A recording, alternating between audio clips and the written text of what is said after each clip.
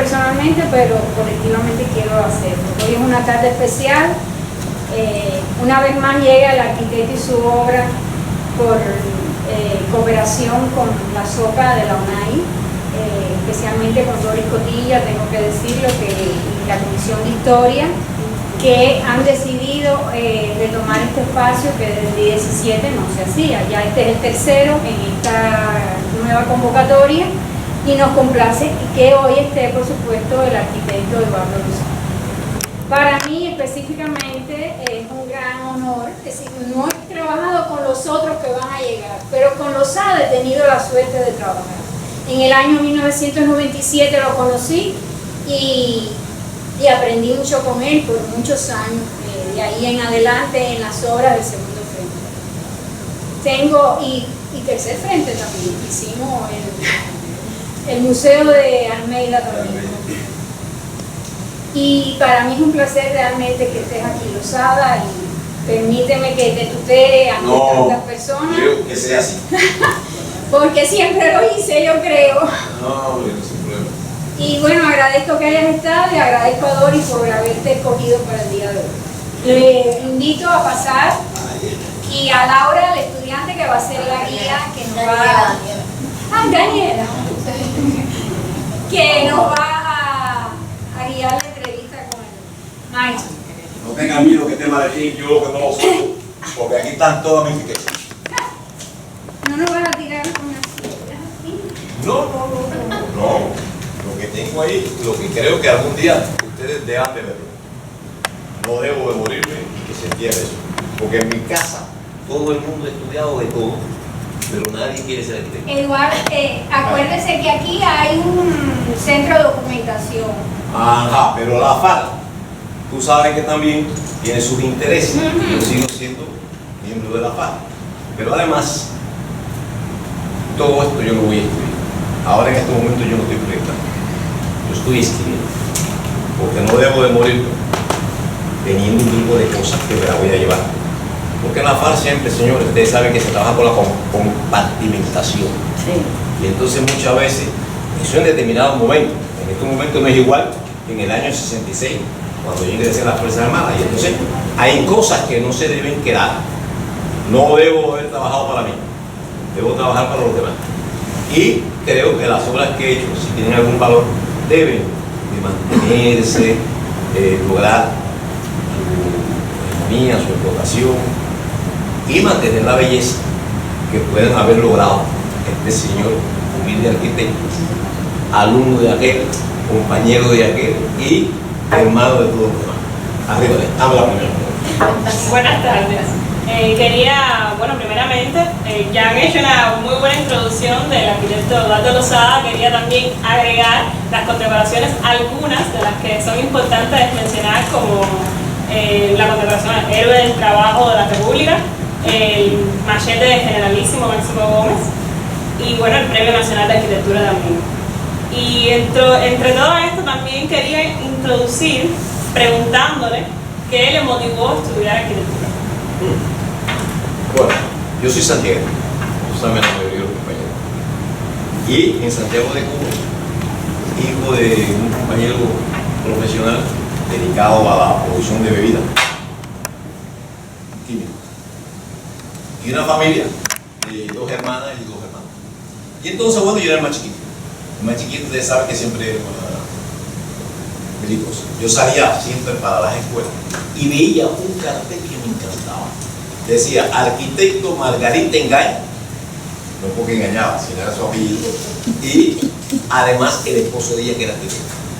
Ellos hicieron, o contribuyeron a proyectar lo que hoy es el partido de Santiago de Cuba. Ese edificio que está pegado a la salida de la carretera central. Y yo cuando iba al instituto, miraba y veía aquel cartel como arquitecto. Y me encantaba decir, arquitectos. Y se me fue introduciendo ese pedacito de cosas. Y terminé mi estudio de bachillerato, una época muy difícil. Yo puedo decir, si puedo hacer un poquito de historia mínima. Sí puede. Viví el 26 de julio. José Santiago, aquella situación que se dio en Santiago de Cuba. No sé, se perdió todo el pueblo, pero no sabíamos lo que estaba pasando realmente. Y bueno, se dio el Moncada, se dieron los presos, se dieron la gente, volvimos al instituto, seguimos estudiando. Y bueno, estudié hasta cuarto año. Cuando estaba en cuarto año, ya yo tenía cuestiones belicosas, ya conocía a mucha gente que estaba dentro de la revolución del instituto. Y bueno, compañeros que no voy a mencionar ahora, pero son históricos, porque algunos están muertos y muchos están ya tan deteriorados que pueden desaparecer en cualquier momento. Bueno, aquello me permitió ir madurando políticamente. Y bueno, no voy a contar las historias, que las conocen todos ustedes, el lanzamiento del 30 de noviembre, los problemas que hay. Y yo, por apoyo de esos compañeros que era dirigente de mi instituto, no fui nunca más atrás. Si yo pierdo 2 años de estudio, gana la revolución, gana el proceso. A mí se me había dicho, con mucha gente, cuando gané los 2 años que están estudiando, mucha gente en las escuelas particulares, vamos a echar abajo los 2 años. Pero no fue así. Y no fue así porque era lógico no detener el estudio de la gente que ya estaba en el proceso revolucionario, el país estaba en el proceso revolucionario, y nos van a quitar la posibilidad de ser cuadro médico. Entonces, yo entendí eso. Y bueno, yo perdí mis 2 años. Ingresé al instituto, pero ya venía con la idea de que yo lo que iba a estudiar. Y tenía una frase de mis amigos que decía: estudio concentrado y vacilón al paso. ¿Qué quería decir eso? Que nosotros éramos como estudiantes de estudiar, pero cuando teníamos chance de tener una cola, y bueno, así terminamos, se dieron los primeros procesos, termino el bachillerato y paso entonces a aspirar a la universidad. ¿Qué me ocurre en la universidad? Un grave problema. Cuando ya se va a empezar el curso, hay una movilización, que fue el primer enfrentamiento que íbamos a tener con los americanos. Entonces yo me movilizo. Y cuando yo regreso a la movilización, como en febrero, ya el curso había empezado en enero. Así que ya yo no había matriculado el primer año de arquitectura ni nada. Entonces a una fuerza, padre me manda, con un tremendo esfuerzo, llega la economía no iba a poder resistir a aquello, entonces me lanzo para G25, encuentro a Rebellón, discuto con Rebellón, ya habían pasado como 3 meses de clase en la universidad. Y bueno, sin cansar mucho, convencí a Rebellón de que me diera una vez. Y me puse a vivir en G25. G25 comencé a trabajar, me unía a la gente, me explicaron los primeros trabajos, limpié con su mano alzada, y entonces imagínate, un cúmulo de trabajo que si no se hacía no se podía examinar. Entonces abandoné tanto la matemática, el álgebra que se daba, y me dediqué a hacer los trabajos esos que yo no había visto nada, ni mano alzada, ni esas cosas. Pude completar y bueno, examen. En el examen pasó una cosa graciosa. Me examiné de matemáticas. Venía por lo que me había dado un profesor del instituto, que quería que yo estudiara mecánica, y yo no quise estudiar mecánica, sino le decía que arquitectura. Entonces aquel compañero me cogió hasta rabia. Después le contaré otras anécdotas de ese profesor. Y bueno, voy al examen. Señores, en aquella época era 70 el aprobado. Y yo saco 65, seguí la clase. Señores, estaba suspenso. Suspenderme, me botaban de G25 y para mi casa. Y entonces, lúcido, dije: no, yo voy a discutir este problema. Y fui a ver a la profesora que yo había visto en 2 clases, nada más, Mirta Tanes. Ay, Dios mío. Y fui a ver a Mirta Tanes. Le toqué a la puerta, entré allí, ustedes me conocen, no, yo nunca lo he visto, me dijo: yo soy algo, yo no lo he visto. Ay, mire, yo necesito, yo soy santiaguero, soy así, yo necesito que usted me lo ponga. Le digo aquello con su cuerpo bonito que me dice: bueno, ¿qué tú quieres? Digo, que me preste 5 puntos. Que me preste 5 puntos. ¿No? A mí ningún alumno me ha pedido eso. Yo se lo estoy pidiendo, présteme 5 puntos. Yo se lo voy a devolver. Así como le estoy diciendo a ustedes, señor. Y me dijo: voy a conocerte. Tiene 70. Arriba. Y por eso no me vota Rebellón de la beca. Y me quedo en la beca. Señores, me examiné no sé cuántas veces el primer año, no sé cuántas veces el segundo año, con Mirta Tanes. Jamás dejé de sacarle 100. Fíjense lo que estoy diciendo. Llegan pruebas cada 3 meses, es un fenómeno. Y bueno, así, es una anécdota que yo siempre la recuerdo con mucho cariño. Pasaron los años, empecé a terminar, me tuve que movilizar en la Fuerza Armada con todos los demás compañeros, ese era uno de ellos. Y entonces, las milicias, el fenómeno, ¿te acuerdas de toda aquella cosa de crisis, no sé qué? Y así nosotros hicimos la carrera, pedazo a pedazo. Profesores que recuerdo con mucho cariño. El que más siempre he sentido su muerte, el Tonino, Antonio Quintana Simón.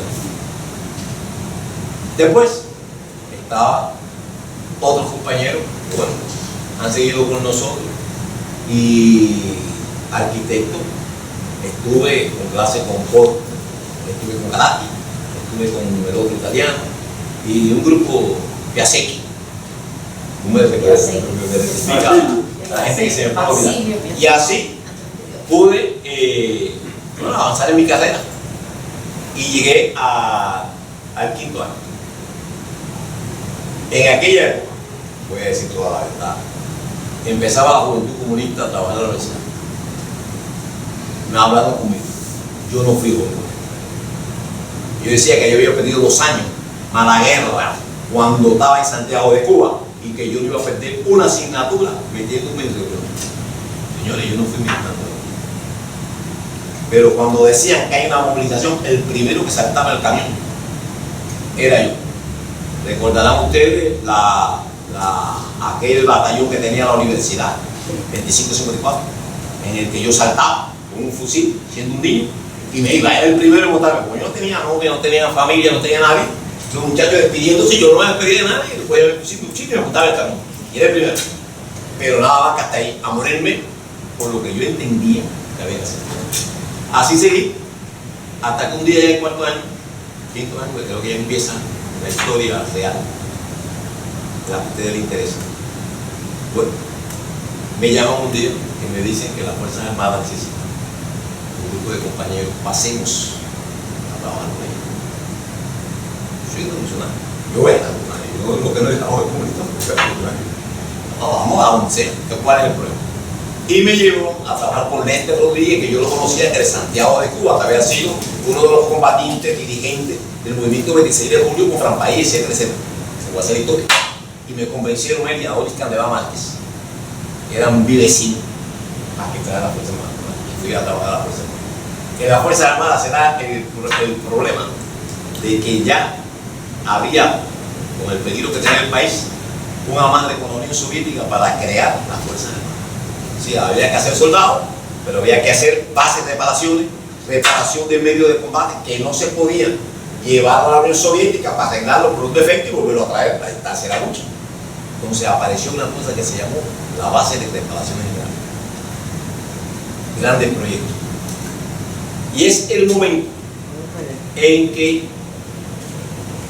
a mí me llaman a trabajar y llaman a un grupo de profesores que trabajaron. Pimpo Hernández, todavía se recuerda.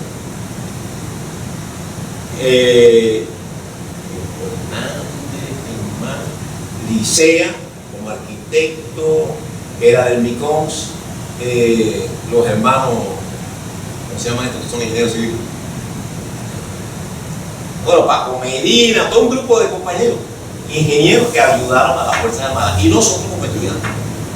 A mí me toca la aviación, y con la aviación me uno a PIM y empiezo a trabajar con PIM era ingeniero civil, y a mí, sin haberme graduado, me dieron la oportunidad con la intervención de los soviéticos a trabajar en el proyecto de arquitectura de la CAR, esa encargación.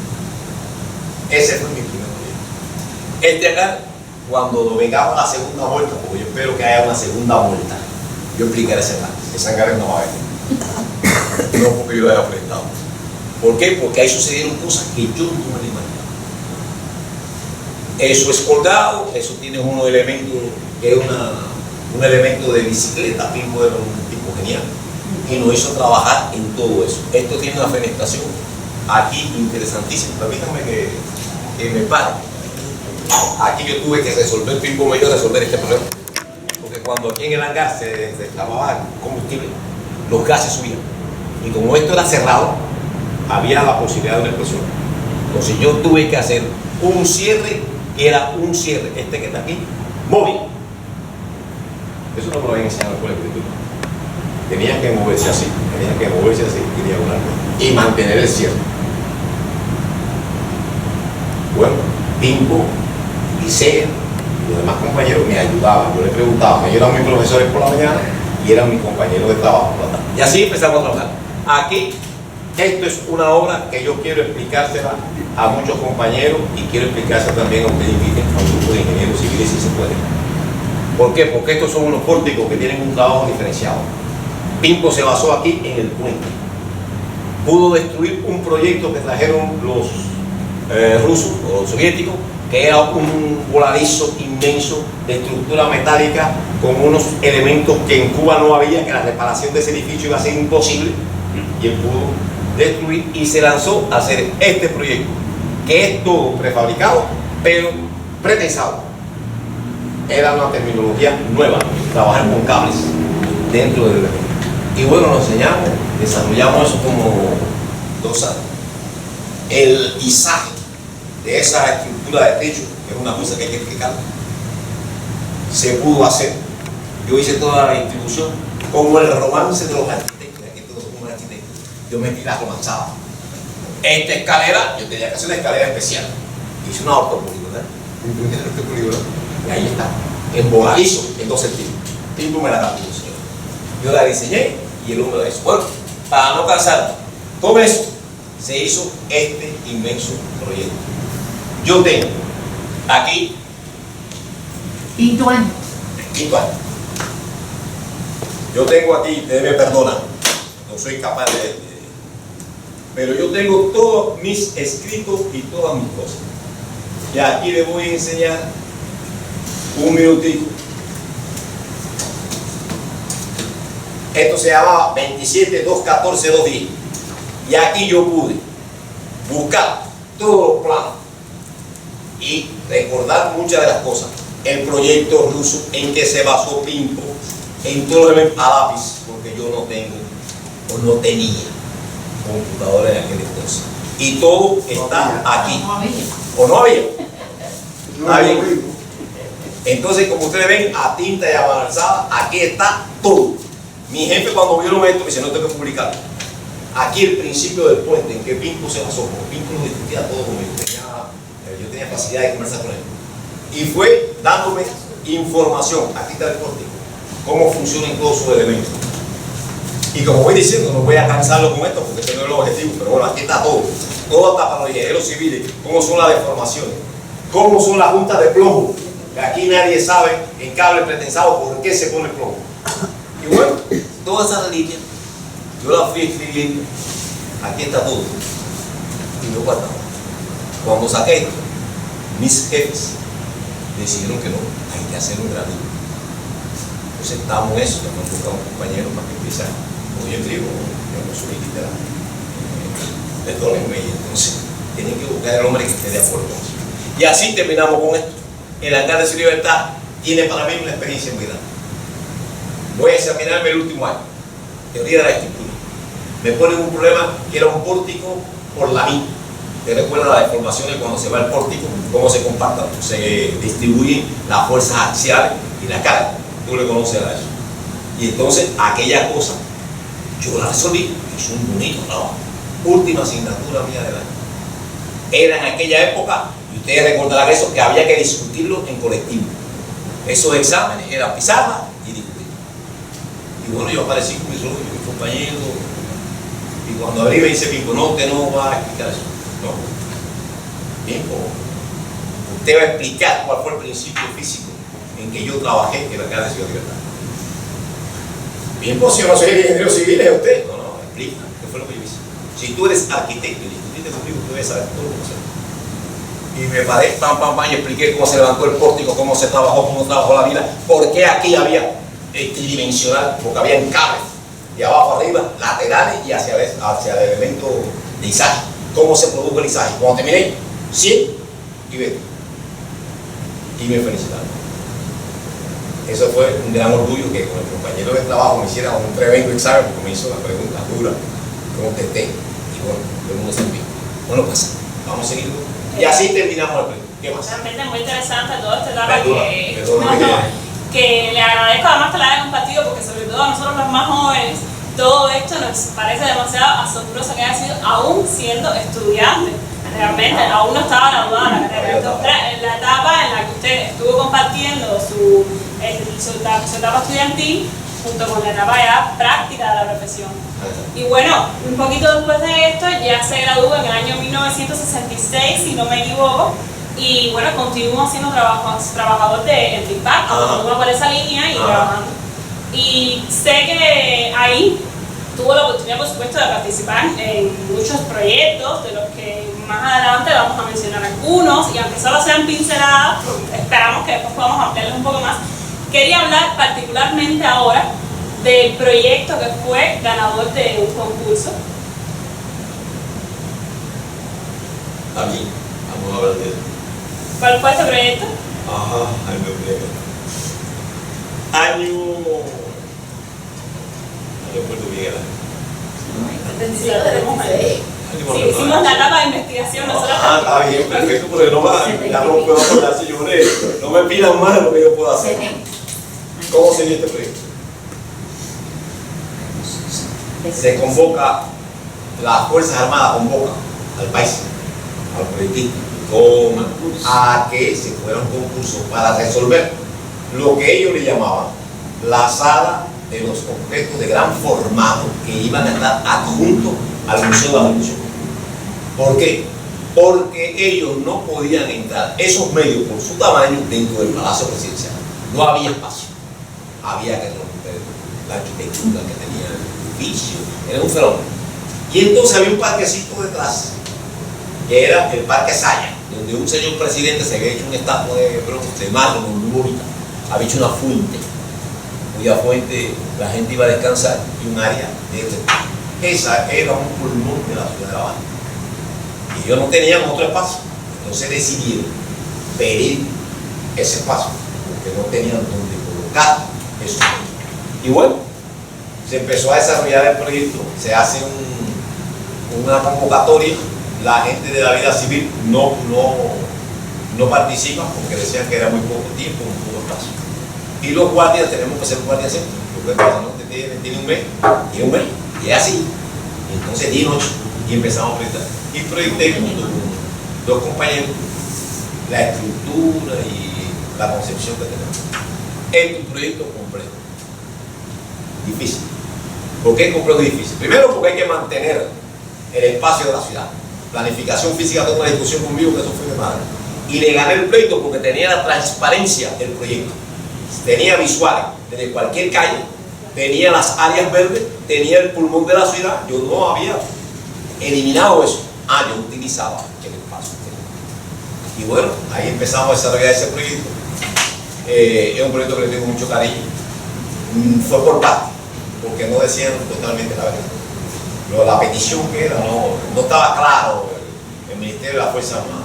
Primeramente me dijo el yate, yo pensé que el yate lo iban a sacar, que lo iban a colocar. Después me dijeron que el yate tenía que estar sobre un elemento de rodamiento, porque el yate había que sacarlo y traerlo, y me lo estaban arreglando, que yo no sabía dónde era. Pero el yate lo habían hecho tablitas, habían desinfectado las tablas para poder hacer el memorial. Trajeron dos especialistas rusos que fueron a Egipto a estudiar la madera que cubre los ataúdes de los faraones, para poder sacar qué combinación química le ponían a la madera para poder esa madera hacerla que soportara el tiempo. Y bueno, ellos se encargaron de eso, y a mí me trajeron el proyecto. Está bien, perfecto, vamos a hacer el proyecto. Hice el proyecto, me dijeron el problema del arrastre, ya eso trae un problema. Nivel de piso terminado, hay un arrastre, yo tengo que bajar, ya tengo que buscar un piso donde va a estar el rodamiento. Pero el rodamiento tiene que tener la posibilidad de entrar y salir. Ya eso era un problema, con una calle estrecha, que es la calle que hay entre el Memorial y el edificio del Palacio. Bueno, empezamos a estudiar, sin problema. Cuando estaba avanzando, alguien se apareció y dio la noticia. Y me acuerdo que fue Vecino Alegre. Era el jefe de Derechos Políticos. Dijo, óiganme, nos reunió, ustedes saben que el yate tiene que estar en una urna porque hay que mantener clima y humedad controlada. Señores, eso depende, usted tiene un proyecto pensado. No es fácil. Y hubo que resolver el problema. No voy a cansar a ustedes. empezamos a ver, bueno, ¿y cómo lo cerramos? Porque si yo cierro un edificio y lo cierro con bloque y ladrillo, entonces usted no lo ve, tiene que entrar ahí adentro. Y si va a entrar adentro, entonces es contraproducente que tú estés cuidando una cosa y que no la puedas cuidar porque yo tengo que entrar y la puedo tocar. Entonces empezó a analizar, hay que buscar una vidriera, pared de cristal. Bueno, la pared de cristal que yo conozco, bloque, mármol, acero, cubrirlo con algún material, el soporte de los cristales. Y aquello parecía en realidad el libro que yo tengo. Y me perdono, porque yo vine preparado para cualquier cosita que ustedes quisieran saber. Y me perdono. Y el que esté muy apurado no va a poder ver las cosas que traje, pero los quiero. A ver si lo puedo hacer. Bueno, para no cansar, la vidriera era un fenómeno, pero yo sí quiero que vean ustedes. Esto es importante, de 20 y pico.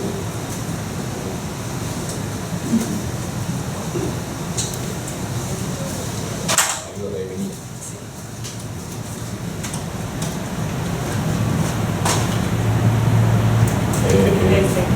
No, es con calma. No, ese no, es con calma.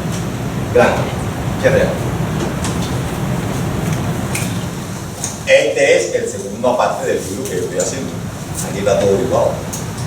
Porque el granma tiene una importancia para los arquitectos, que yo creo que es importante. ¿Cuál es el símbolo del granma? Yo llegué a una síntesis. Y por eso el proyecto es así.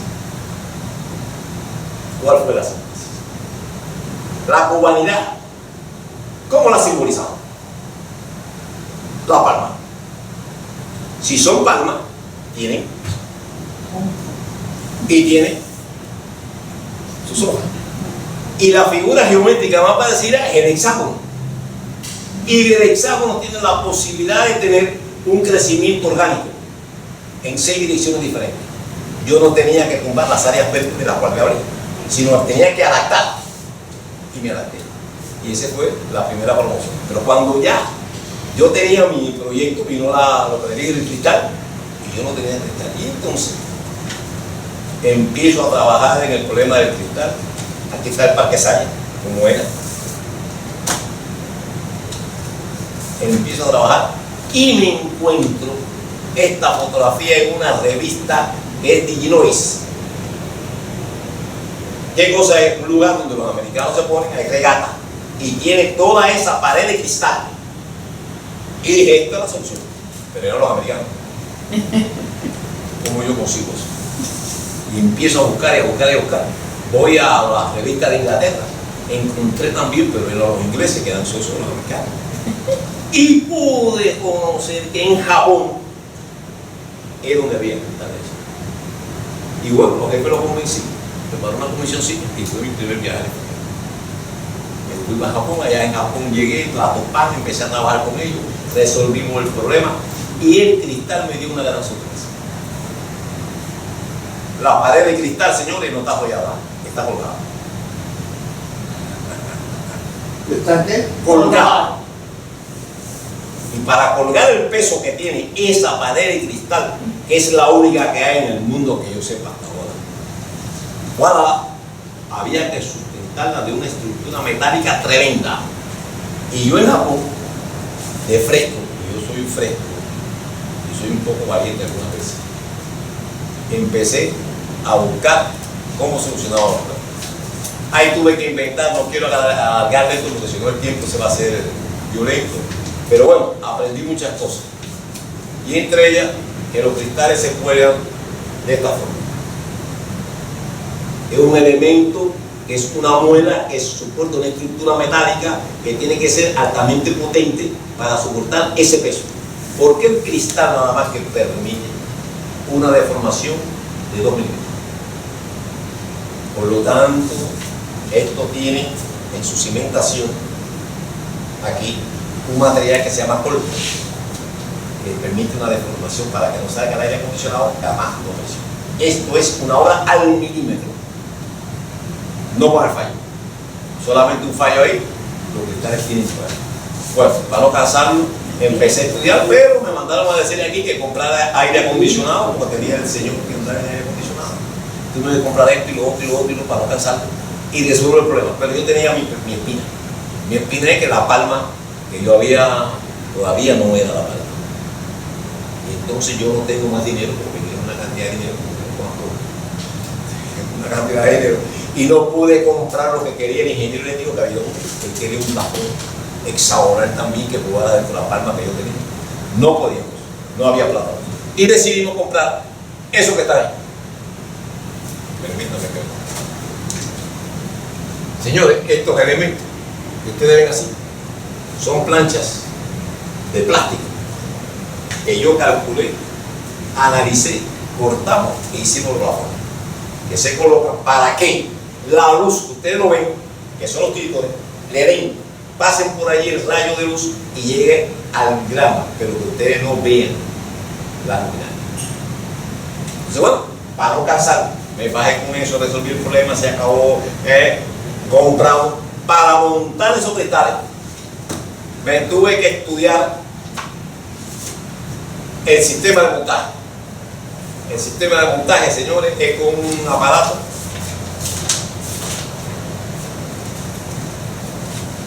aquí está la fotografía. Tuve que alquilar a los japoneses para que vinieran, porque aquí nadie sabía montar ese cristal. Se monta con una cosa que se llama vacuum, que son 5 ventosas que chupan a presión el cristal, lo suben con un aparato ligero, lo llevan a su posición, lo amarramos en la cosa que le dije a ustedes, lo enganchamos, lo soltamos y así se hace. Pero además ese cristal tiene por dentro un medio cristal que le sirve de elemento de soporte contra el viento, que hay que montarlo igual para no cansarlo. Esto fue una odisea, pero se pudo. Y antes de terminar el grama, a alguien se le ocurrió, o sea, vamos a llevar el yate para allá, sin terminar la obra. Aquí está la fotografía. El yate entró antes de terminar. Deja ver si tiene alguna fotografía interesante. Pero lo importante fue que mientras todo esto pasaba, donde yo construía todas las piezas prefabricadas que estaba hablando, la columna, la losa de hormigón de la cubierta, en construcciones militares que está allá pegado a la presa, esa presa que tiene La Habana, era imposible la distancia. ¿Quién se metía en el corazón de La Habana con una rasta cargando columnas que tienen una longitud y una dimensión? Y decidí hacer el prefabricado completo en el lugar. ¿Dónde? En el lugar.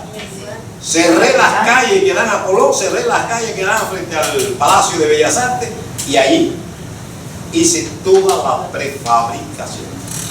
Aquí están las fotos por si tienen alguna duda. Tenía unos muchachos ingenieros que eran unos locos y eran capaces. Yo les pedía, tírense de cabeza y se tiraban de cabeza. Y bueno, esto me ganó, para no cansarme, a censurar. Bueno, terminamos el Memorial Granma, vino el día que entró el yate, chao. Cuando yo explique esta obra, que algún día ustedes me darán la oportunidad de explicársela a los jóvenes, haremos más en detalle, porque si no lo voy a cansar. O sea, esta es una de las obras que realmente merece una explicación más ampliada, tanto de la etapa de conceptualización, las ideas que se plasman físicamente y como la parte técnica, estructural, que es muy interesante y lleva a ese detalle. Y sé que usted puede ser capaz de hacerlo porque además tiene experiencia en la actividad docente. Quería también que nos comentara un poquito de esa experiencia que ha tenido usted dando clases. Brevemente. Mira, yo las clases, mi vida ha sido una cosa diferente. He sido arquitecto, pero me han utilizado para otras cosas. Yo di clases en el ITEM, pero las clases que daba en el ITEM era teoría de arquitectura, de formación, cosas de ingeniería civil. Ya yo era oficial de las Fuerzas Armadas, no podía regalarme. Como yo estaba en mi currículum, yo me daba asesinatura, la tuve que dar en el ITEM. Yo, en la escuela de arquitectura, nada más que di una sola conferencia, por una invitación que me hizo un compañero. Y creo que fue la mejor que he dado de mí. ¿Cuál era el tema? El tema era errores. y expliqué los errores. Cuando el Memorial Granma, que no hemos hablado del Memorial Granma, que fuimos a subir el techo que se hizo en el piso al lugar, no enganchó el elemento para soportar el peso. Nos faltó milímetros y medio para que la barra de apoyo pasara. Y enganchado con los gatos allá arriba, el obrero le dio y no pasó. Y eso fue un escándalo. Eso no lo sabe la gente, eso es un escándalo. Tinco Hernández, los dos hermanos ingenieros Ruiz. los Ruiz, Leonardo Ruiz, Leonardo, Ruiz. Sisto, todo el mundo cayó allí. Y un error, no pasa. Y eso es un diámetro. No sé si era 20 era un diámetro grande. Para pasarlo por la biela que habíamos hecho para colgar de ahí.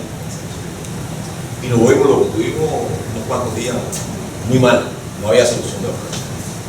Entonces yo siempre tengo una suerte de que a mí usted me dice una cosa, converso con usted, a mí si me olvida, no te tengo un momento. Pero en un momento determinado me acuerdo que tú tenías la chaqueta esa de línea blanca y me recuerdo, señores, una cualidad, y me acordé de un hombre que era soldador, que trabajaba frente por frente a la Cojay.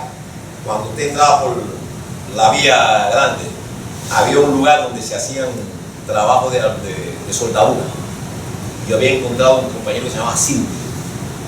Y dije, vamos a buscar a Silvio. Se pedía a Pinto, vamos a buscar a Silvio. Estábamos desesperados, vamos a buscar a Silvio. Y trajimos Silvio. Y Silvio llegó a pasó. La biela tiene 2 centímetros de espesor, que son 2 bielas, más el elemento que lo une para soportar el peso. Señores, ya ven. Cuando el hombre llegó, no entra. Todos éramos ingenieros, todos éramos universitarios. Ese hombre no era nada más que soldador.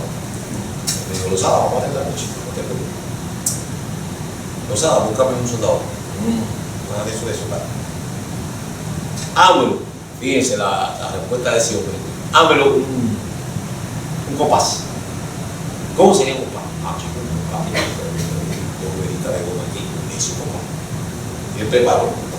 Y él me dijo, a un círculo, en su centro, si tú le desplazas el centro, la distancia que tú quieres, cuando vuelves a trazar el círculo otra vez, busca en la masa la parte que te falta.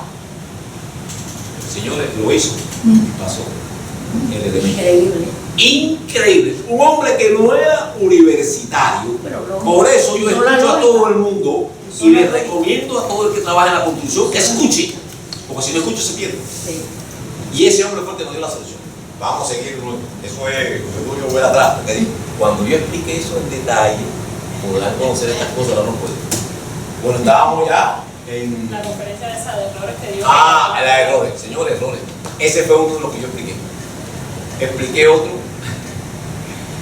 que nosotros hicimos una Fuerza Armada, una estereozoología. ¿Ustedes recuerdan la época de la estereozoología? Todo el mundo quería calcular y los pasadores, y los nudos. Y calculamos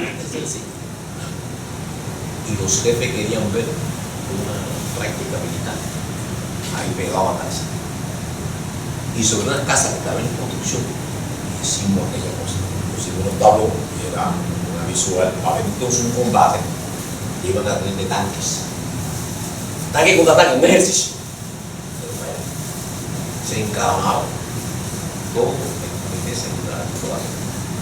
Y cuando estaba el combate en su apogeo, que la gente está viendo la llama, todo es ficticio, pero es como si fuera una película, se paró todo el mundo en una esquina y se lo hizo así, con todo ese personal arriba. Imagínense, teníamos responsabilidad, el corazón se nos puso, hagamos del corazón, donde uno puede. Y entonces imagínense, o sea, cada gente, no voy a decir los nombres a los que le ayudamos a bajar porque no debe ser. Y entonces no, y eso fue una investigación. Un compañero constructor, ahora del Castillo, ya, ¿quién fue el cargo? Y que murió. No, era Oreste y no recuerdo el nombre, a lo mejor me recuerdo. Habían calculado hasta 6 milímetros de diámetro los pasadores. Y lo que habían era 4. Y los constructores no consultaron. Metieron todos sus tornillos de 4 y 4 y 4, que existió con 4 había, pero cuando la carga de la gente no era distribuida, si no vino punto, se fue. Ese fue el segundo error.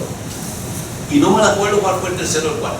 Yo lo que sé es que el aula se me llenó completa de todos los estudiantes de quinto y cuarto año de ingeniería civil, por lo que yo estaba diciendo. Porque de los errores nosotros no acostumbramos a hablar.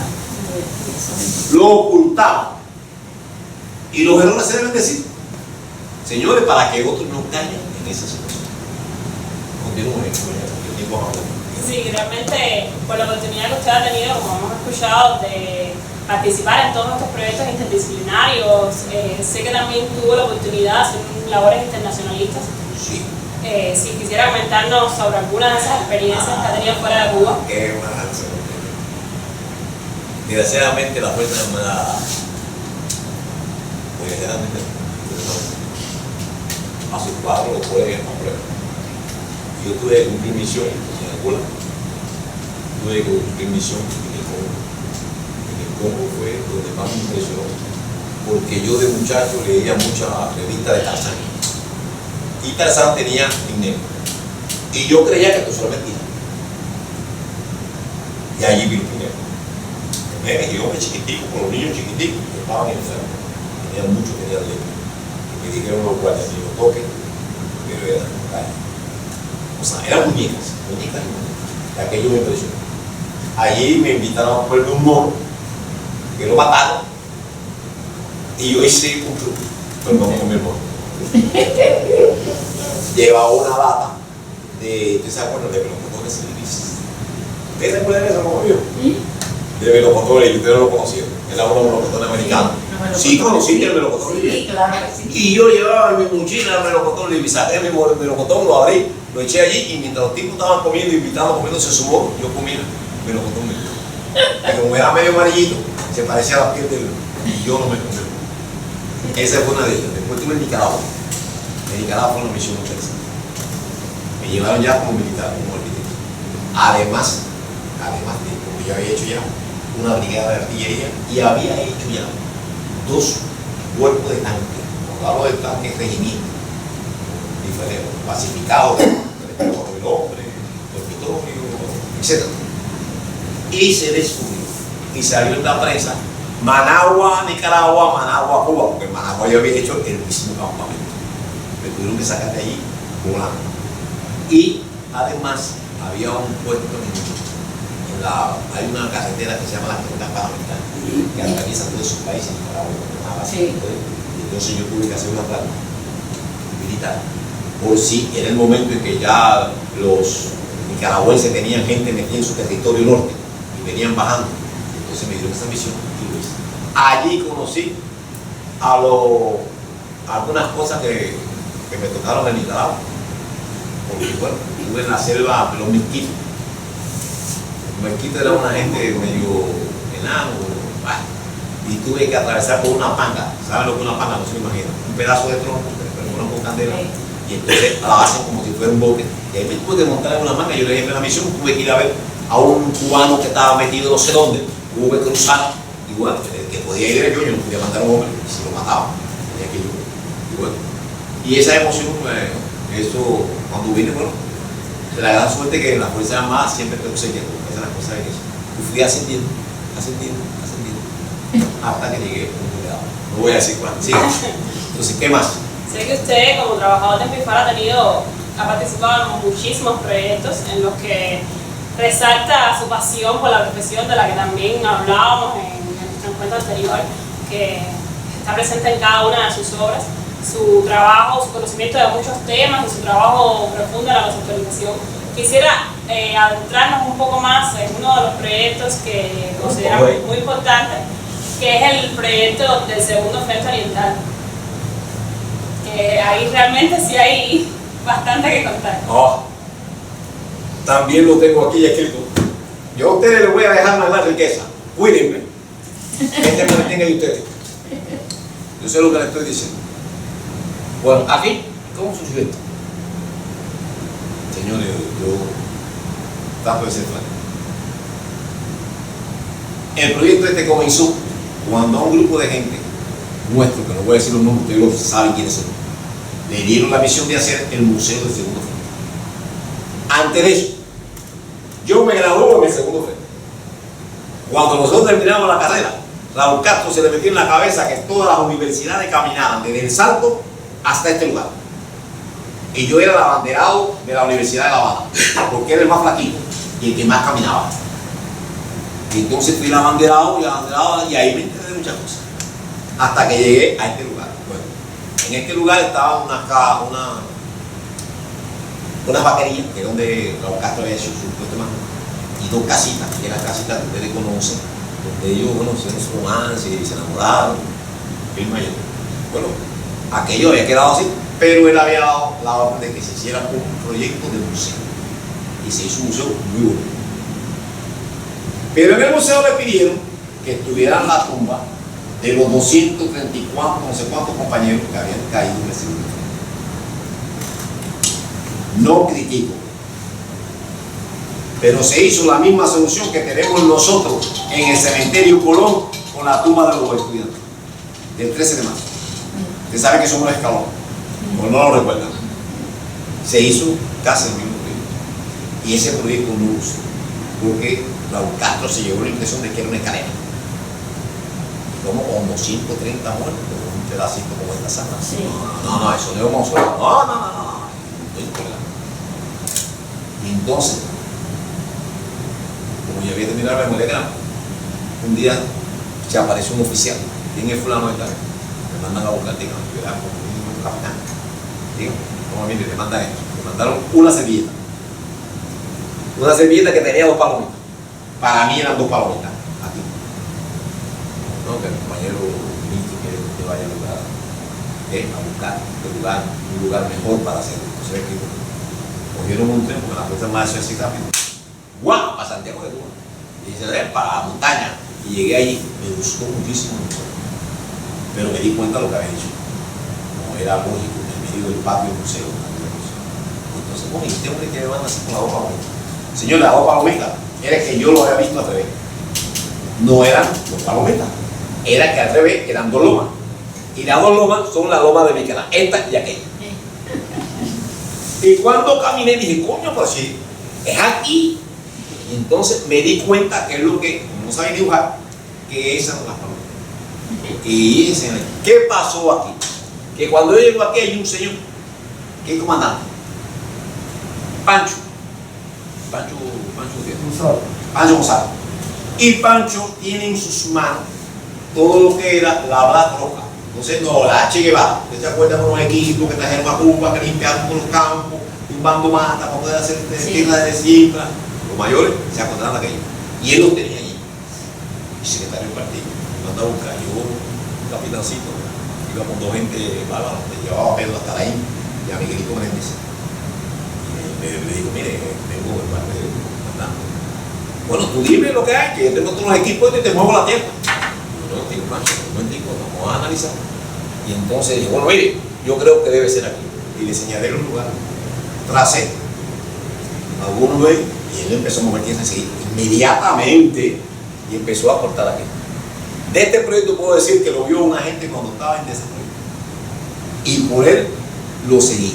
Santiago Alto, el cineasta.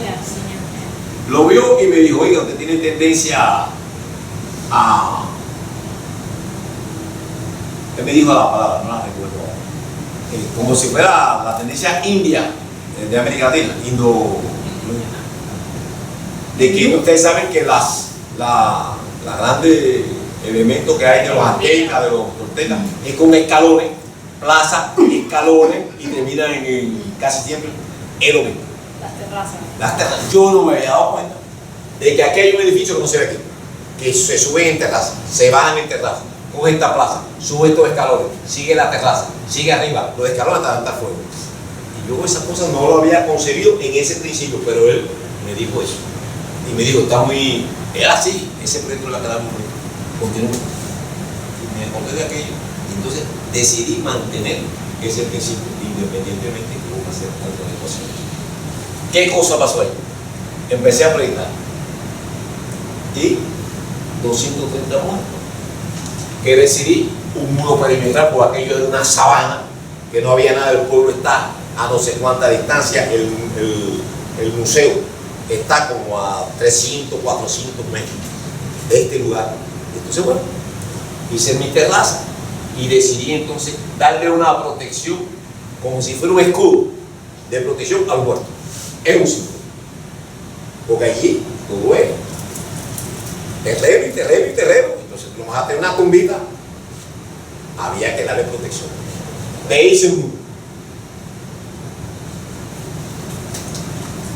No, porque yo tengo que enseñarles a ustedes. Si no, perdónenme que coge tiempo, señores. Pero creo que esto para mí es lo más hermoso que a mí me ha pasado.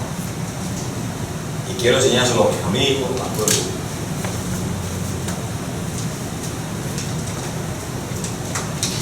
Cuando yo trazo mi idea, le mando este papelito al compañero Raúl y con una concepción que yo tenía. ¿Cuál fue mi concepción? Llama eterna delante. Yo no conocía lo que es una llama eterna.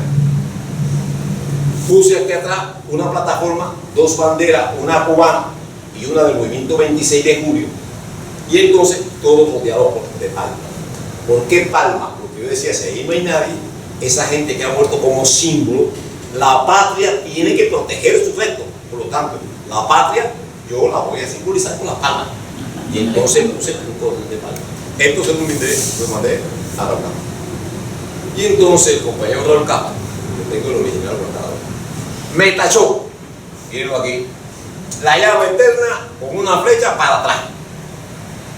Me borró una de las banderas y me dijo, los héroes de la patria nada más que tienen una bandera, la cubana. Me lo rectificó y entonces me lo firmó Raúl Castro, general. Este documento, yo tengo el original, me le saqué una foto porque te ven que era verdad. Lo he guardado con mucho cariño. Es el primer debate porque creo que es un problema de regocijo y además de eso, de satisfacción de que la haya firmado. Este es un elemento que yo quiero mucho. Bueno, ahí empecé a trabajar. Y bueno, déjame sacar.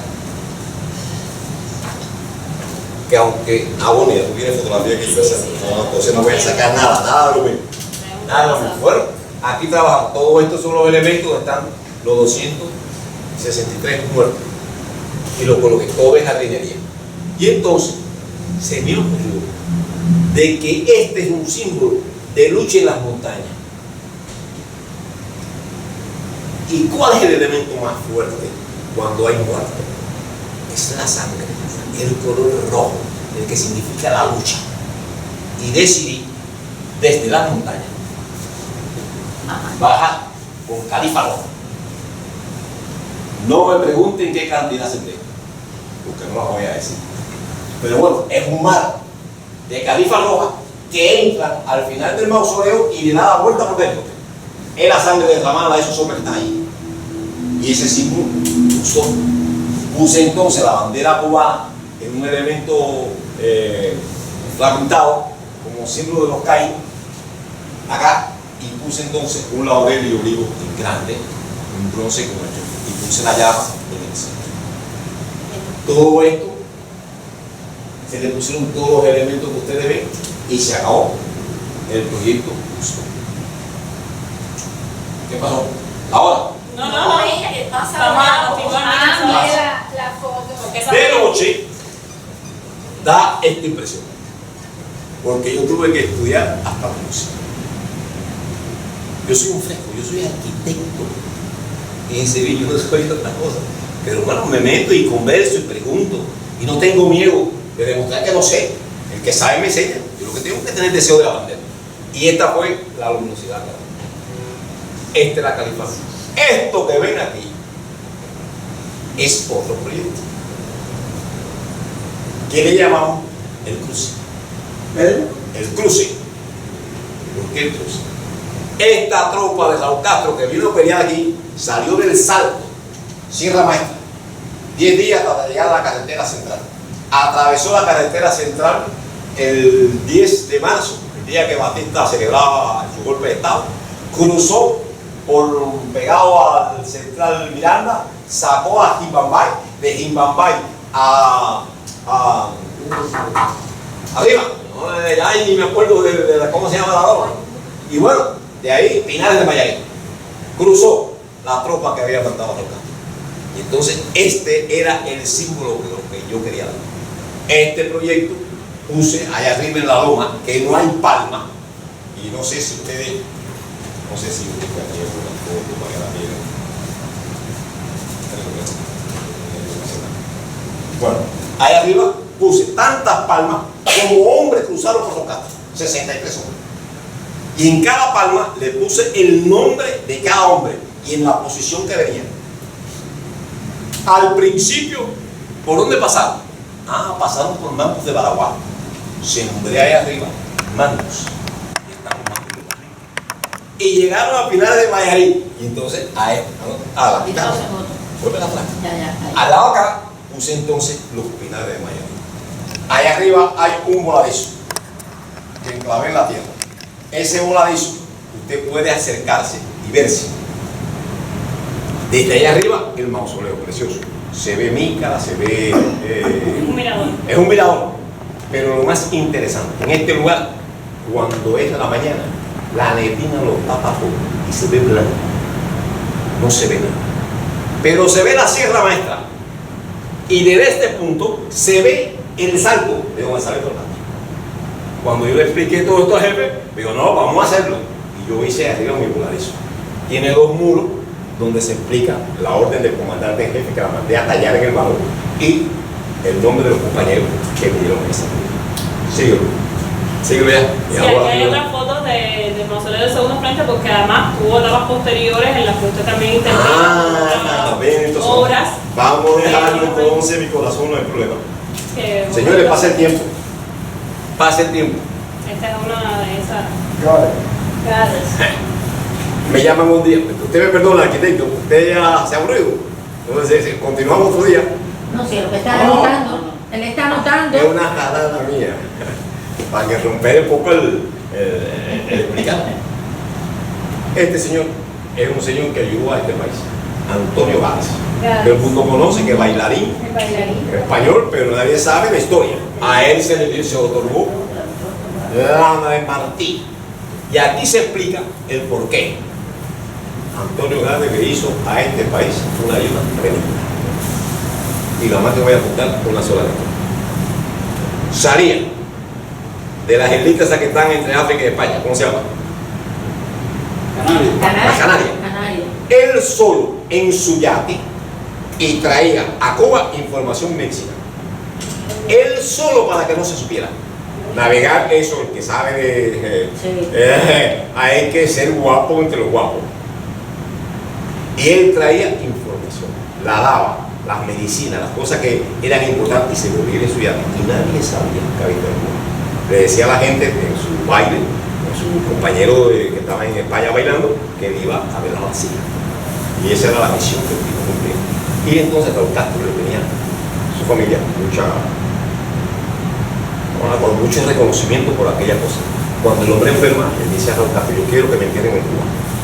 No aquí, siempre me entierren en Cuba, yo soy cubano. Y entonces Raúl me llama por teléfono y me dice, mira, yo necesito que tú me haga esto. Mira, Antonio Gálvez, ¿tú conociste a Gálvez? No, yo lo he visto en una revista ahí bailando. Bueno, mira, bailadores, entonces me explicó esto que le estoy explicando a usted. No sé, entonces, ¿cómo yo puedo hacer un proyecto para qué punto? Si todo yo lo hago con elementos simbólicos. Él no es combatiente de segundo frente. Él tiene que estar en una posición que no reúna los mismos principios con los cuales yo proyecté. Tiene que ser una cosa aparte. Y entonces, empezando estas palmas, me dieron la idea de que él tiene que estar en una palma. Porque es el símbolo de la muerte. La palma cortada. Una palma usted la corta, muere. Es el símbolo de su muerte. Coloqué aquí el lugar donde están sus cenizas. Pusimos el nombre. Pero yo no estaba conforme. Y entonces le dije al jefe, me pide las botas últimas con que bailó él. Me la mandaron. La tallamos en mármol negro. Con el taponeo, fíjate que está la izquierda con el tacón puesto y la otra con el tacón levantado. Para ese símbolo. Y además le mandé a pedir esta losita, porque él en su niñez había sido ayudante de albañil. Pero este elemento es el cuchaín con que trabajan los albañiles. Y todo lo simbolicé de esa forma, pero no me sentí conforme. La muerte en Cuba, ¿cómo la puedo simbolizar? Si tengo palmas, cuando una hoja de palma se cae, bueno, decidí hacerla en acero. Es el símbolo cubano. Y además de eso, decidí hacerle una jardinera dividida en tres para que tuvieran flores del mismo tipo, roja y amarilla, el símbolo de la bandera española.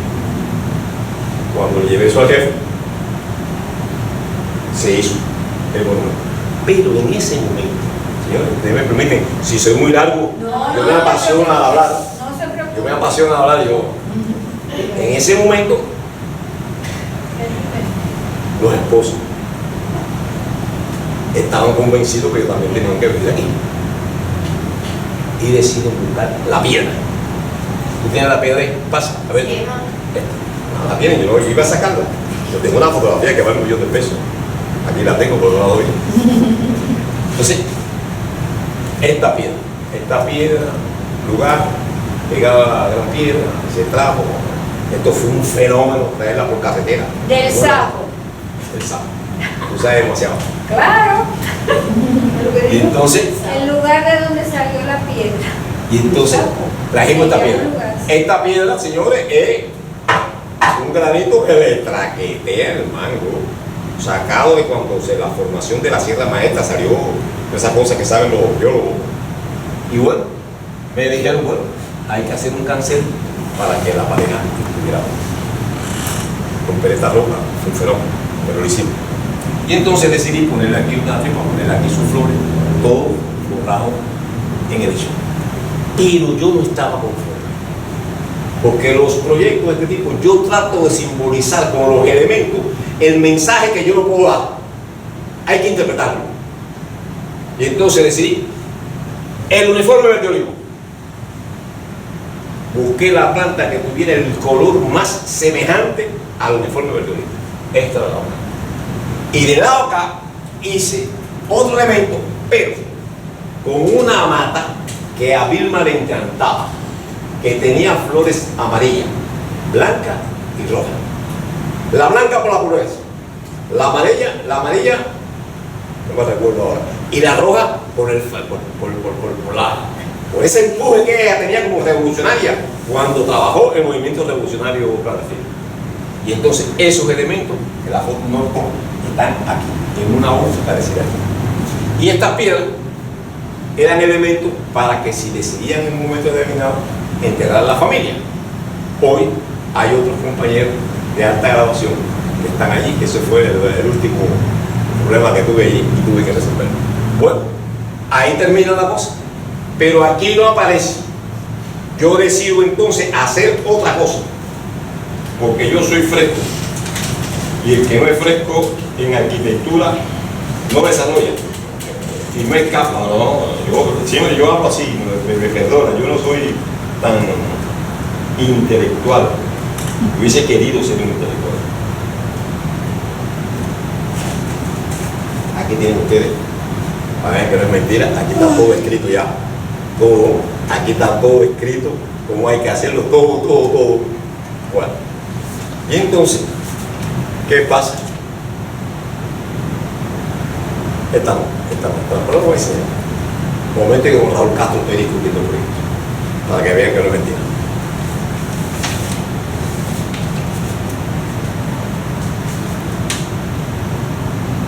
Entonces,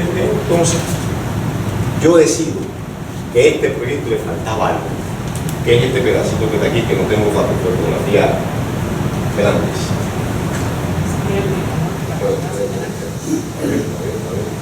Este de ahí. Hay un momento en la guerra de liberación que es extraordinario. Todo el mundo ha desaparecido, han muerto muchos combatientes y se reúnen en Cinco Palmas. Y en Cinco Palmas es la famosa historia que Fidel le pregunta a Raúl cuántos fusiles trae. Y él le dice 5. Y él le dice, y 2 que tengo yo son 7. Ahora sí ganamos la guerra. Entonces yo decidí esa frase ponerla en un muro. Y en un borde puse los 7 fusiles. Cañones de fusil, maquetas de fusil, pero que te da la impresión. Pero cuando le presento esto, compañero, me dice, no, pero te faltan las 5 palmas. Oiga, me soy en la sierra, allá en... No, yo te voy a mandar a buscar la posición de la palma y tú me vas a enterrar ahí 5 palmas que sean semejantes.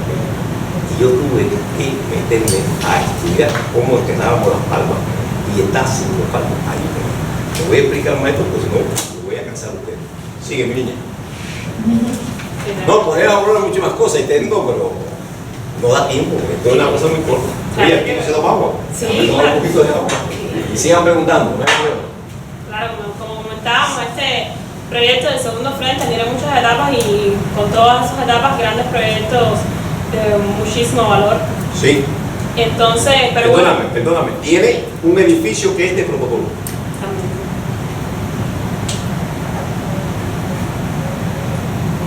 Tú sabes que los arquitectos tenemos algunas debilidades masculinas. Vamos a hacerla masculina. En que decidí, en un local como este, medir exactamente la posición de los asientos para que por las ventanas de ese lugar, encristalada, se pudiera ver el mausoleo completo como si fuera un cuadro. Señores, tienen que ir al lugar, no voy a decir más nada.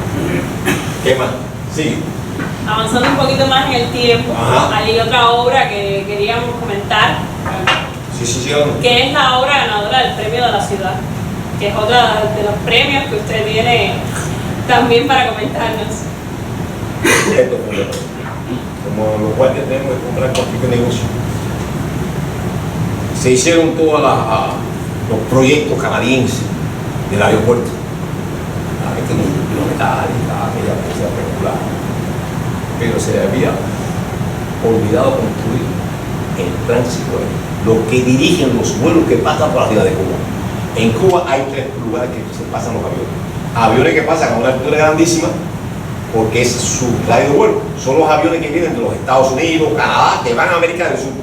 Y tienen que pasar por la ciudad de Cuba.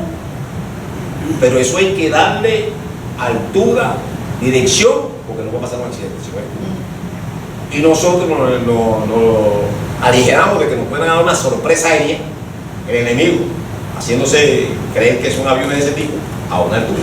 Entonces hay que crear un edificio que sea capaz, por la poder hacer ese trabajo. Y entonces me dicen a mí que yo como guardia tengo que resolver ese problema. Señores, ¿saben lo que es? Es un almacén de cemento. ¿De qué? Pasa, no tiene más nombre.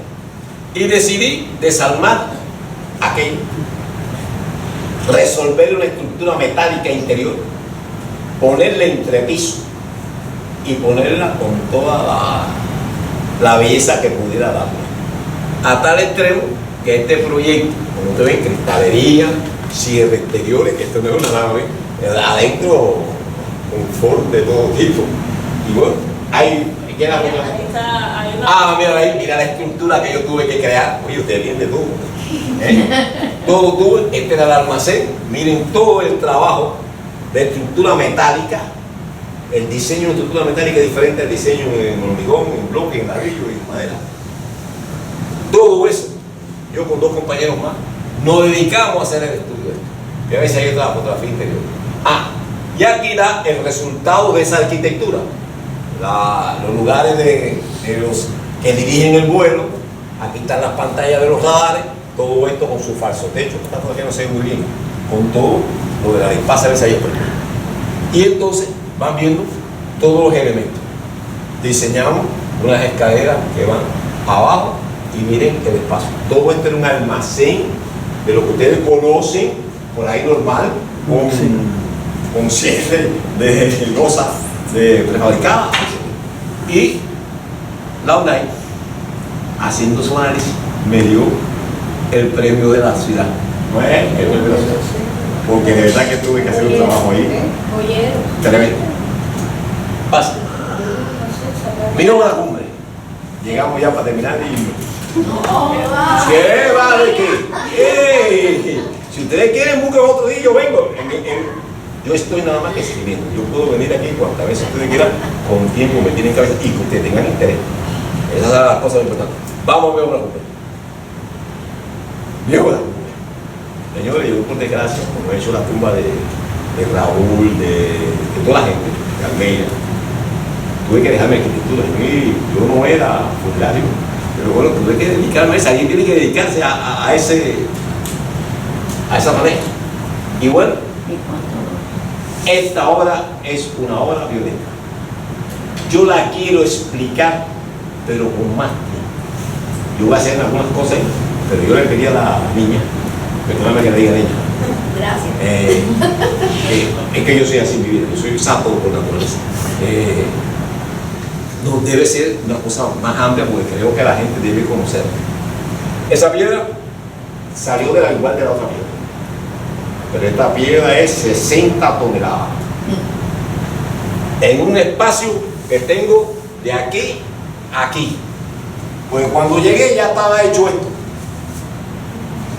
que esto yo después lo transformé discutiendo con el proyectista, porque me era necesario poner esto. ¿Qué cosa es esto?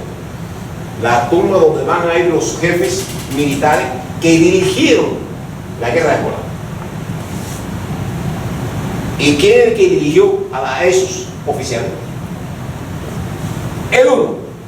Por lo tanto, esto es uno, jefe y gente que cayó, por un lado. Y por otro lado, este señor dirigió a los que están aquí, que son los moncaístas, que vinieron a ayudar. ¿Qué pasó? Entonces, con En la siguiente foto hay otra foto que ahí, mira, ahí se ve. Aquí lo vemos.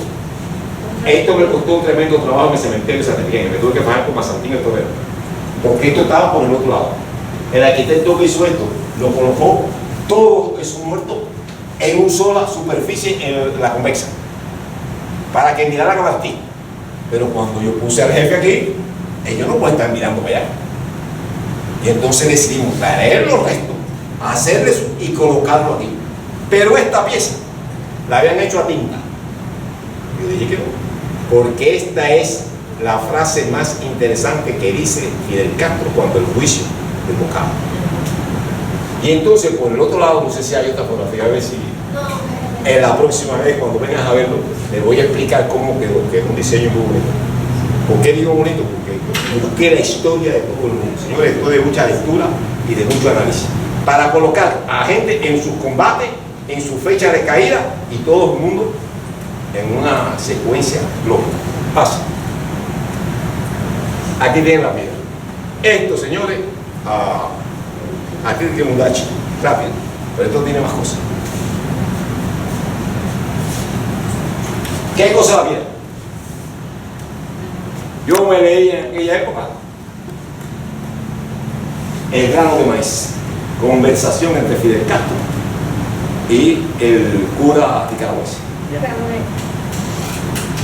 Y entonces me dijo, toda la gloria del mundo cabe en el grano de maíz, porque ellos lo dicen, un poco lo digo yo, que es una gloria de Fidel Castro. Ha llegado a ser un dirigente mundial, quiera o no quieran, hasta sus enemigos lo reconocen. Ese concepto me gusta. Y entonces me enamoré de la piedra. La piedra va a ser mi grano de maíz. Y empecé a trabajar la piedra. 3 años para perforar esto. Esto tiene un sistema. Señores, no me gusta hablar de mí, yo siempre hago esto porque no me gusta. Yo tuve que estudiar en más de un año las puertas que tienen los bancos. Y yo soy un fresco. Diseñé un mecanismo que no se puede violar. Después que se cerró, pasaron un tranque y pasaron una llave, no se puede. Sí, ese creo que es no el proyecto, sino creo que mi gran victoria fue eso, lograr eso. Bueno, ¿qué significa esto? Bueno, pues significa todo lo que es la historia. Las columnas, A mí Almeida me mandó a ir a la tumba de José Martí. Esta es la parte superior. Sí, tenía una foto usted también de... No, me está sacando, oye, no, aquí no trabajo más con Donay. Ustedes son un fenómeno. Ese es el elemento que está donde cayó Martí en los... Sí, pero quiero que ellos lo vean un momento. No vamos a hacer tan... Si me están aguantando ahí la pelota, creo que es justo. Si ustedes quieren, si no, guardan. Sí, sí, sí. No, si se duerme o no se duerme. Es importante también para entender ese elemento, por qué está ahí. Cuando yo hablé de la teoría para los arquitectos,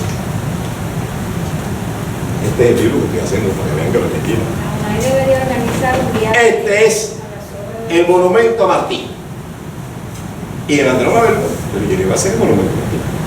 Pero esta parte de este elemento a mí me gustó. Es la representatividad de las columnas que tienen que rodear la tumba para protegerla. ¿Quién fue el precursor de las acciones de Lucas? José Martí. Fidel lo dijo, el alcohólico del cual José Martí. Por lo tanto, tenía que estar representado José Martí. ¿Sí o no, el arquitecto? Entonces, ¿qué más hizo? Decidí entonces que cada columna guerrillera fuera el número de columnas guerrilleras que existieron en la guerra. 16. Y yo tenía que buscar un perímetro que me diera la distancia de 16. Sacar esa cuenta parece fácil y no es fácil. Pero cuando tú aumentas centímetros, se aumenta en superficie. Y si resta, cambia el lado del rectángulo. Me costó trabajo. Una cadena de bronce como elemento de unidad. Las columnas guerrilleras todas pelearon por el mismo principio. Y un elemento de cierre en esa columna. Esto que se ve tan sencillo, meterlo en el mármol, no es nada fácil. Porque además yo tenía un problema. No se preocupe, yo lo cojo. Ay, una niña, vaya. Esto es tremendo. Parece sencillo, pero no es sencillo. ¿Por qué? Por lo que te voy a decir ahora. ¿Qué tiempo yo tenía para preparar la tumba de Fidel Castro?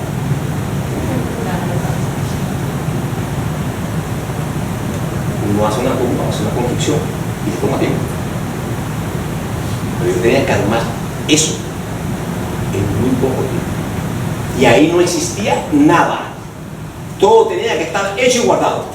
Yo guardé las cosas ahí más de 2 años. Bueno, terminé, le puse acá arriba un símbolo, porque esas columnas pelearon, esas columnas murieron hombres, y el símbolo es laurel y olivo. Y en el centro, el símbolo del turquino, el suecio y Cuba. Porque no le estuvieron peleando en la Sierra Maestra. Resolví este problema. Pero ahora me molestaba una cosa. Hay 2 columnas guerrilleras que no fueron columnas. El batallón femenino del segundo frente y el que dirigió un campesino, que no recuerdo el nombre ahora. No llegó a ser columna. Por lo tanto, son las 2 columnas símbolos que soportan el apoyo floral de la tumba del comandante. ¿Se me ocurrió? Justo ahí donde se ponen las flores. Pero bueno, cerré mi cancel, hice un piso diferente. Este piso de mármol, porque es la referencia de un presidente. Pero estos 2 laterales lo hice de piedra china perona. ¿Por qué? Primer combate y segundo combate en que participa Fidel Castro de soldado de línea. ¿Saben lo que es soldado de línea? Soldado de línea que se pone en la trinchera con el fusil. Los otros combates él dirige, pero no está el soldado de línea. Por lo tanto quise enfatizar esto. Pero además quise que cuando se fuera a visitar se mire la loma de la Sierra Maestra. ¿Quién le da la loma a la Sierra Maestra? El café. Por lo tanto, estas son hojas de una mata que tiene el olor al café. Por lo tanto, cuando usted va a llevarle las flores, tiene todo ese ambiente que yo quería lograr en la tumba del comandante. Su grano de maíz y todo eso. Pero ahora viene la parte de aquí, casi todo. Este es el recinto donde yo dejo que la gente pueda llegar a llevarle flores. Donde entra el público normal. Y puse estos dos casetones. ¿Qué son esos dos casetones? La proyección de la luz, no la ves, sale e ilumina el elemento frontal. ¿Qué dice el elemento frontal? Nombre, yo puse un símbolo, comandante jefe. Don Castro me llamó y me dijo, párate aquí. Y él mismo me pintó el que yo hice. Y me dijo, puso firme. Leo. ¿Qué dice? Comandante jefe. ¿Y este qué dice? Fidel. ¿Cuál suena más fuerte? Fidel. Por lo tanto, con el nombre de Fidel. Por eso es que es Fidel.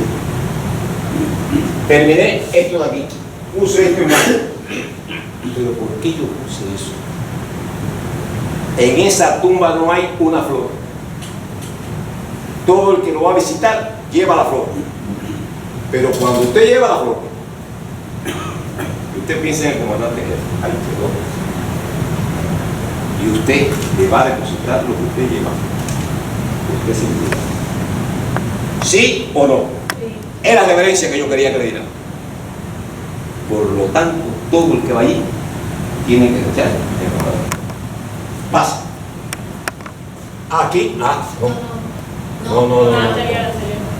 no, llevamos a ver otra cosa. Bueno, ya, y entonces, en otro lugar, de una tumba al lado, le probé un pedazo y puse el concepto de uso. Pero además lo grabé. Sí. Pero además, en los elementos que rodean la cerca, perforé y puse bocina. Y cuando usted llega, usted no sabe de dónde sale la música, pero usted ahí el concepto de uso.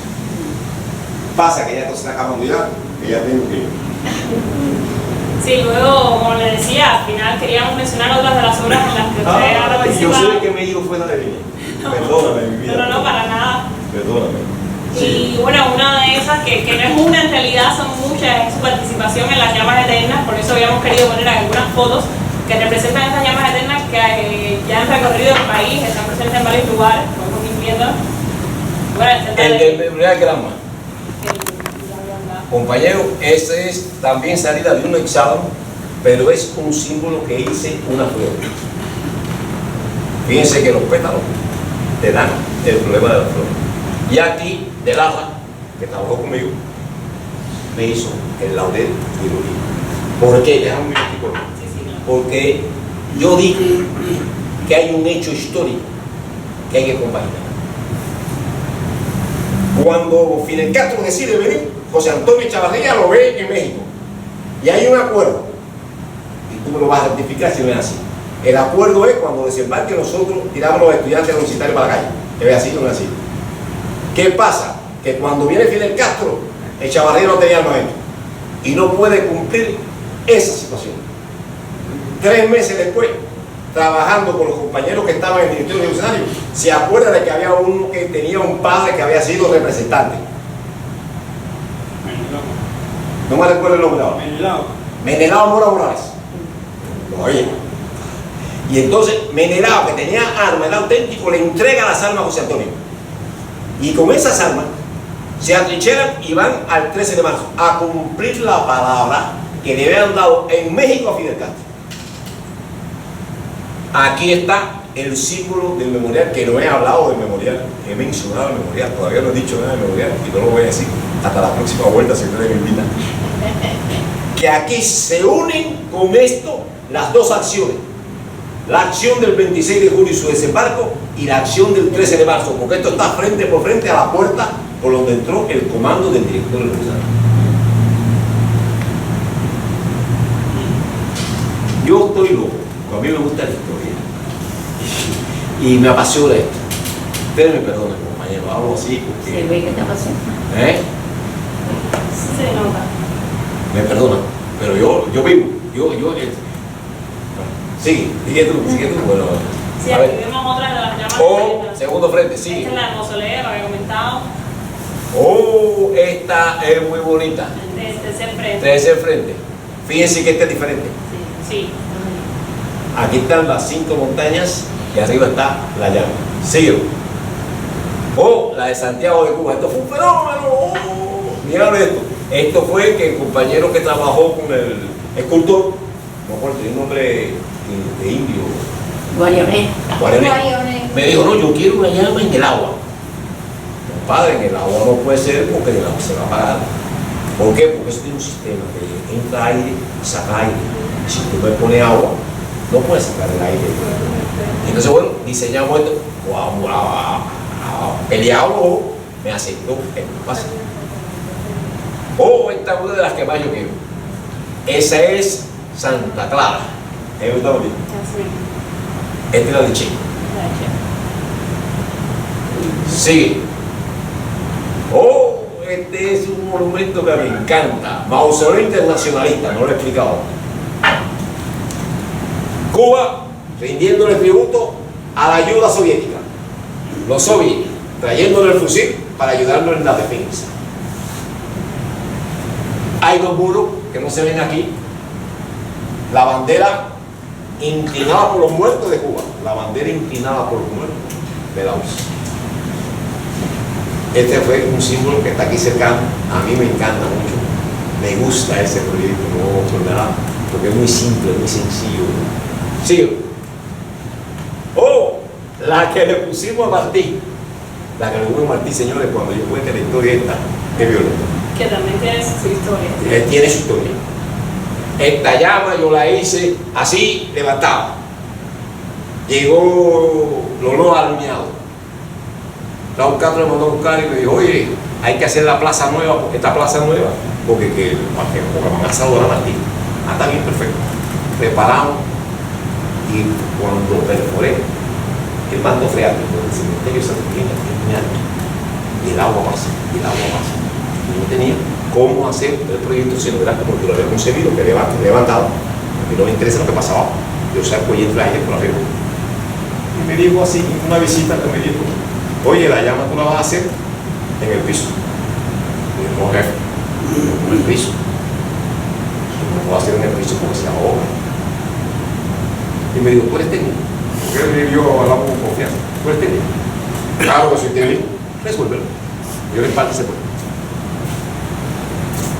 Y resuélvelo. Señores, menos mal que yo en años anteriores, cuando yo era arquitecto, trabajé en biopreparado. Y biopreparado, por el centro científico, aprendí. Porque uno no debe trabajar y dejar las cosas, sino deben sacarle conocimiento.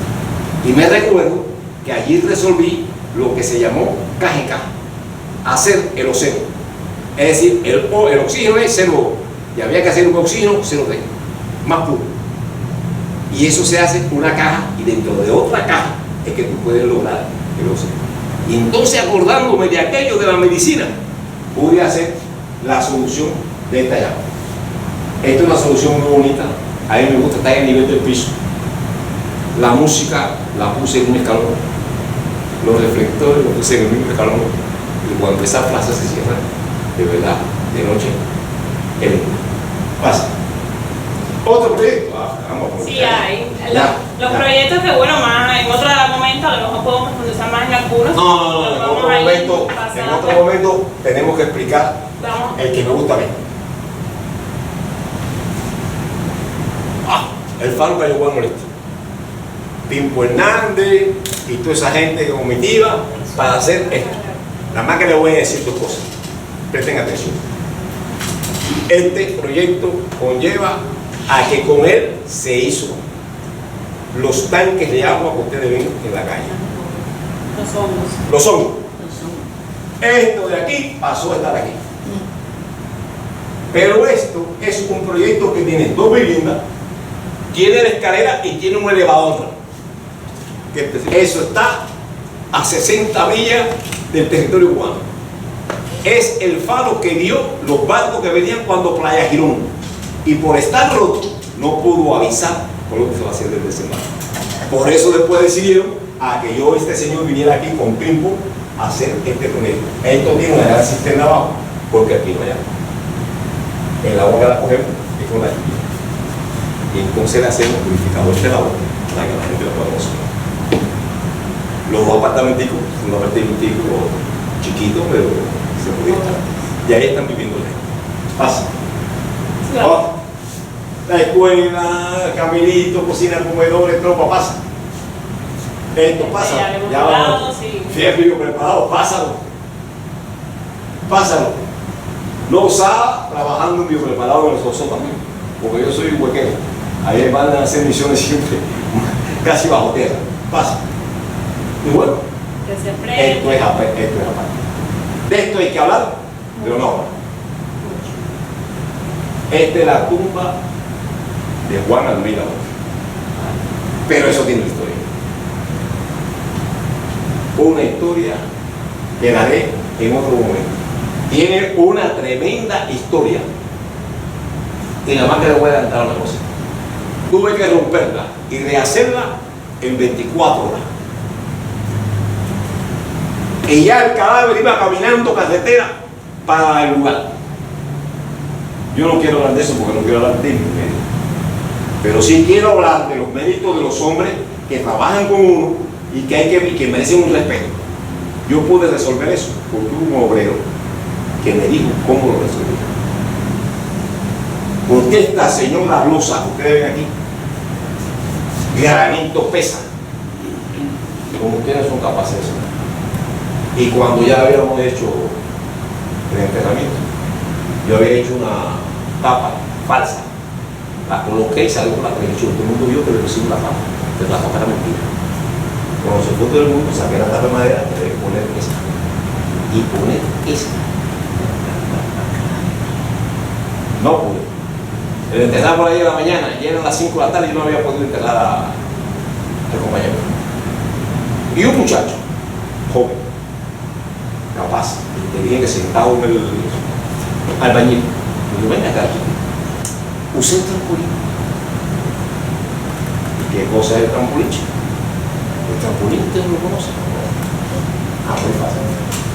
Esta tapa la puedo con tu de hierro. La coloco aquí. Saco el primero, saco el segundo, saco el tercero, se va quedando libre una parte. El otro apoyado, se encaraman 3 hombres aquí, la tapa hace así, cuando tú así, ahí no, y lo saqué. Ya te vi. ¿Quieres algo más? Sí, ya, vamos pasando rápido las que quedan porque ya, y me voy. ¿Qué hora tú tienes, niña? La 4 no sé. No, pues En lo que vamos pasando las imágenes, quería como una última pregunta que nos gusta hacer siempre en este espacio. No, esta vez. No, la anterior.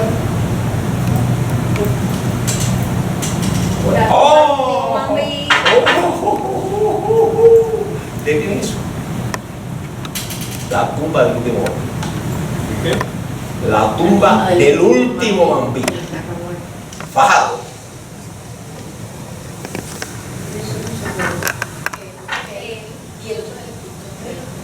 Este señor es de Lara. Famoso escultor. Este señor era cuando era joven. Usaba.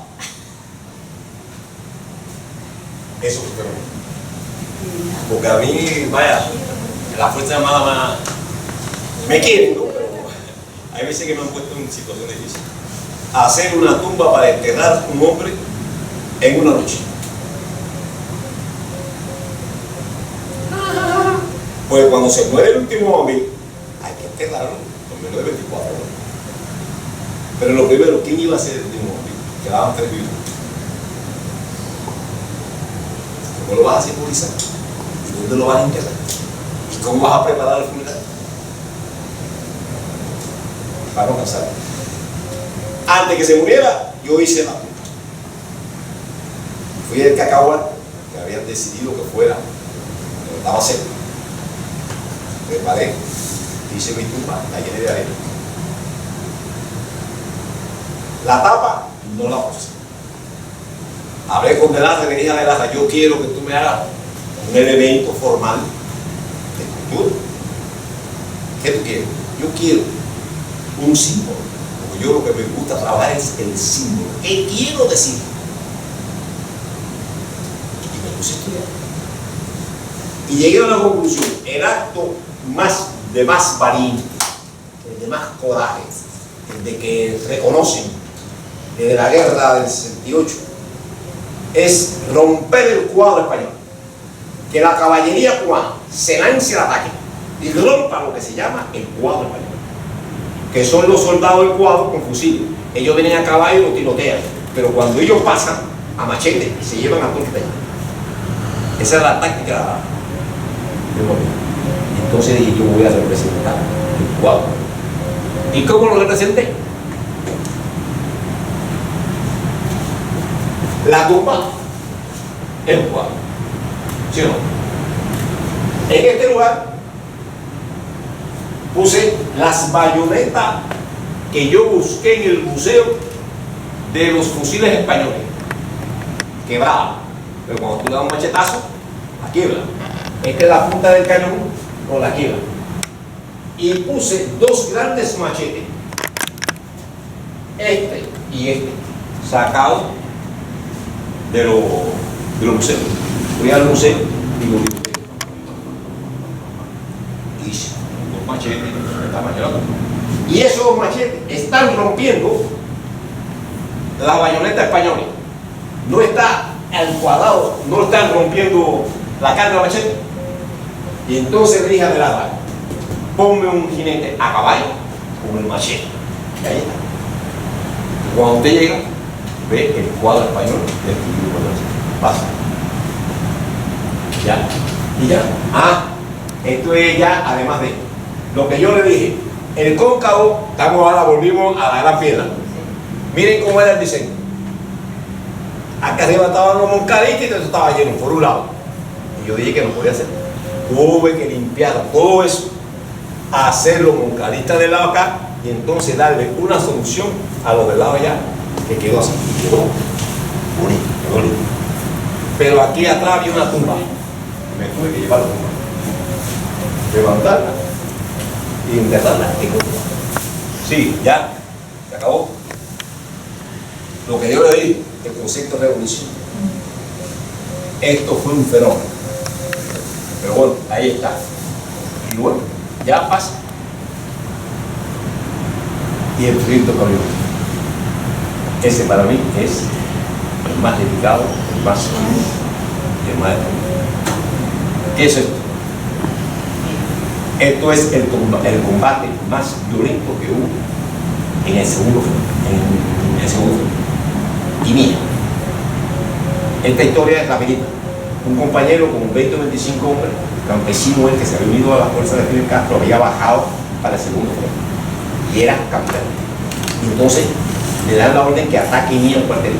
Él ataca Mía y él le dice a los guardias que se rindan, pero él comete un error, girando a la derecha cambia para tirar a la izquierda. Y cuando él cambia a tirar a la izquierda, él tiene que sacar la cabeza porque el fusil hay que manipularlo por la derecha, no por la izquierda. Cuando él saca la cabeza, le da un tiro certero y lo mata. Y era el jefe de su socorro. Eso de controlar a la gente y se fue de ellos. No ganaron el combate. Pasaron los meses. Cuando la guerra se fue evolucionando, al compañero que está de segundo al mando fue un compañero mío del instituto, que después voy a decir que se van a contar. Y lo mandan, cuando ya la guerra avanza, a tomar otra vez el lugar. Y entonces ellos cercan el lugar, pero no pueden tomar. Raúl Castro le dice a Almeida, ve allí y refuerza, que esa va a ser lo que voy a llamar en la operación Omega. Esta, señores, es la representación de la letra Omega. ¿Ya? Ese hombre que mata es este señor que tenemos. Fría. Este señor muere de capitán, pero fíjense que yo pongo la insignia al revés. Esta tenía que ser la izquierda y esta la derecha. ¿Pero por qué lo hice? Porque la muerte es una contradicción. Es la negación de la vida. Y decidí cambiarlo. Aquí en el piso, él con una columna tapizada en mármol verde por el símbolo del ejército rebelde, descansa sobre una estrella blanca, porque cuando muere lo ascienden a comandante. Y esos tres elementos son lo que pasa en la primera etapa. Cuando viene la segunda etapa, el comandante jefe decide tomar este lugar, Raúl, y manda otra tropa. Y entonces yo decido poner muros con superficie de hombre negativo. El negativo quiere decir que no hay nada, es el hueco. Pero al lado hago lo mismo y pongo una malla simple metálica y le siembro, no me acuerdo cómo se llama la planta, que tiene unas hojitas verdes muy bonitas. Cuando le da el viento, la figura parece que se está moviendo. Y entonces, en la parte superior, pongo estos elementos como la llama. Pues cuando llega aquí, que toman el lugar, Efigenia Mejía le habían matado el hermano Machaco 2 días antes. Y entonces él le dice, quemen el cuartel para que nunca más,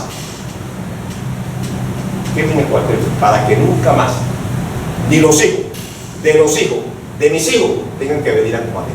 Entonces yo puse esa recta en dorado que está detrás del mundo.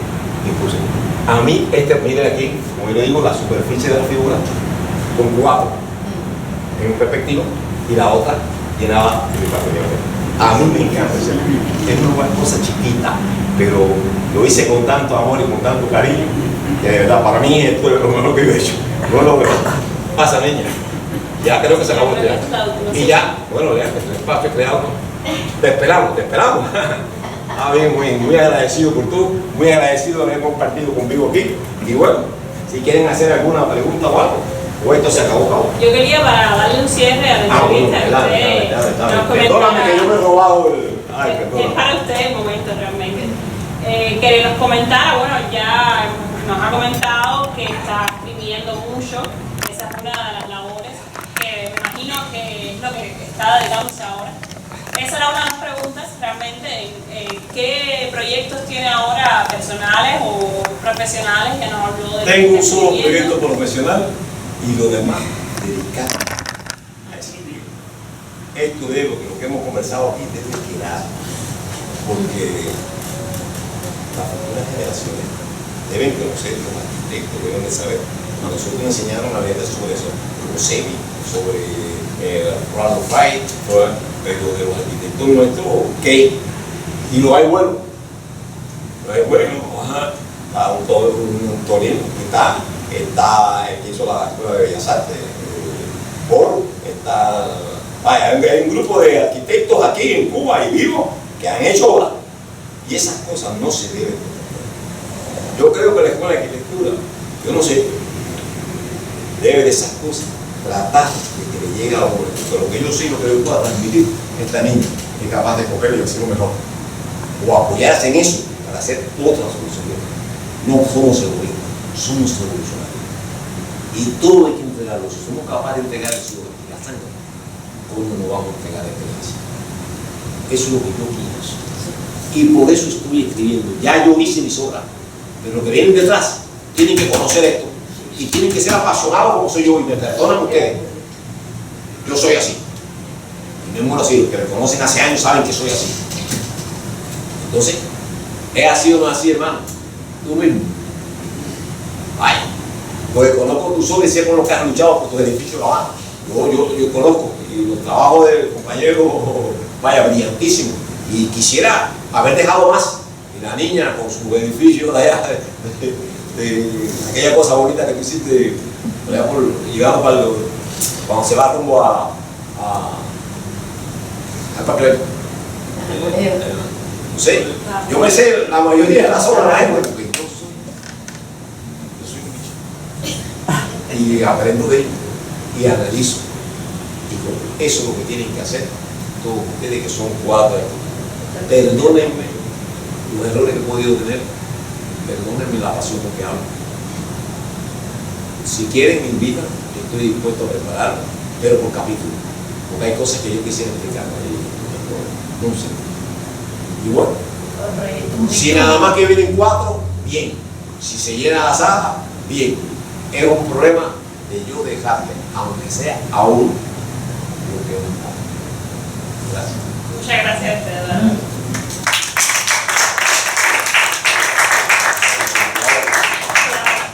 Bueno, ¿quieren preguntar algo más? Nada. ¿Alguien desea preguntar algo? una curiosidad. Cuando fuiste a Nicaragua, por el río en que pasaste con el tronco ese, fue el río Rama. Rama. Yo también lo tuve cruzado, amigo. Sí, Pero señor. déjame decirte algo. Peligroso, peligroso, peligroso como loco. Nena. Yo tengo varias experiencias. Yo no sabía que en el África, porque te hablé de lo primero, yo no pensé nunca ver un río negro. El Congo. El río negro. Porque lo que está es negro. Y yo veía a las niñas allí, las niñas, digo las ninfas, no las niñas niñitas, digo las ninfas, bañándose allí. ¿Qué cosas allí? Y eso me impresionó. Hay muchas cosas que el mundo debe saber. Pero bueno, creo que ustedes que son arquitectos de más años y que me conocen, ¿qué creen? Esto vale la pena. Claro que vale la De pena. verdad, que le digan para poder entonces mejorar sin problema, que con ustedes dos yo no tengo la familia diferencia. ¿Qué le pareció, profesor? Muy bueno. De verdad, mi niña, usted mi amigo. Muy bueno, muy bueno. He estado en 3 conferencias tuyas y he oído diferentes cosas. Así que yo creo que sí, que puedes seguir dando conferencias y decir nuevas cosas. Aprovechen que el tiempo está corto. Dime. Y escribir artículos que puedan publicarse ya. Lo tengo, La arquitectura, en una de las revistas nuestras, en los documentos de... pero eso es culpa de... Déjame recoger Lozada, guarde machete.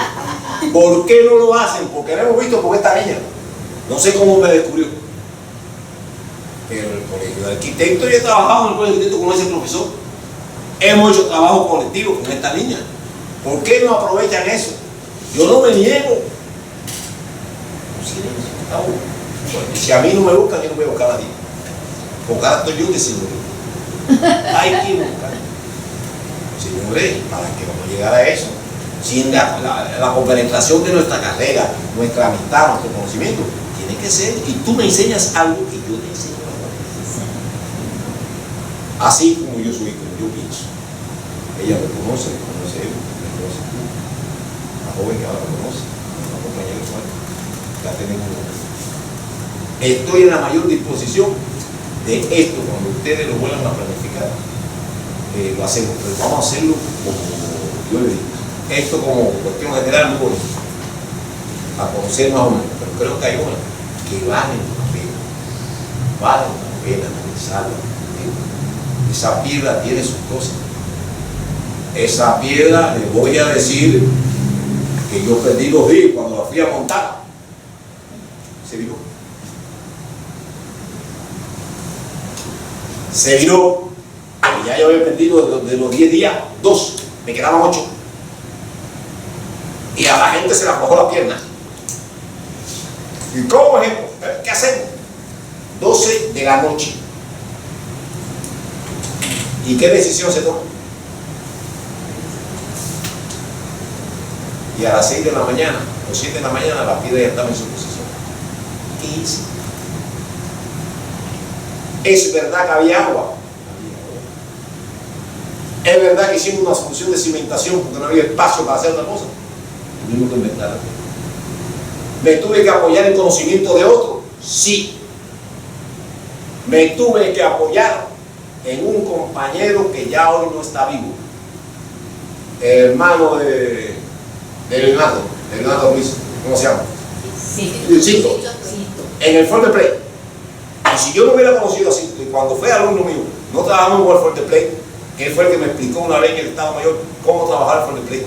Yo no me hubiera atravesado, no me hubiera atrevido a decir en allí, vamos a hacer 5 Fuerte Play, donde está la piedra. Entonces, vamos, yo tengo que hablar mucho, y quiero hablar porque me voy a morir y me lo voy a llevar a la tumba. Y no debe ser. Me perdona, señor, me perdona. Yo soy así, soy apasionado. Así nací. Mi querido profesor.